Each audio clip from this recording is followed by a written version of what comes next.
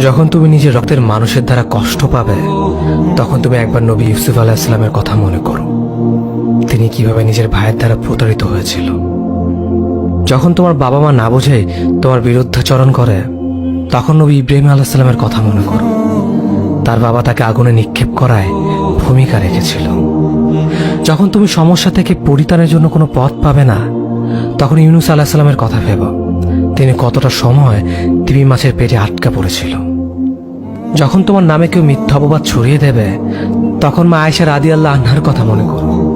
তার নামে পুরো শহর জুড়ে কুৎসা রচনা করা হয়েছিল। যখন তুমি অসুস্থ ব্যথার যন্ত্রণায় কাঁদতে থাকো, তখন নবী আইয়ুব আলাইহিস সালামের কথা ভেবো। তিনি ভয়ঙ্কর এক ভাইরাসজনিত রোগে আক্রান্ত হয়ে তোমার থেকে বেশি কষ্ট পেয়েছিল। যখন তুমি দিনের কোনো বিধান নীতিতে যুক্তি খুঁজে পাও না, তখন নবী নূহ আলাইহিস সালামের কথা ভেবো। তিনি কোনো প্রশ্ন ছাড়াই মরুভূমিতে নৌকা তৈরি করেছিল।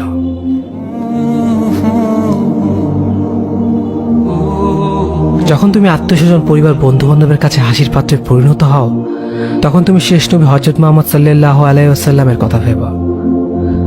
রাসূল সাল্লাল্লাহু আলাইহি ওয়াসাল্লাম বলেছিলেন, সবচেয়ে বড় পরীক্ষা দিয়ে সবথেকে বড় পুরস্কার আসে।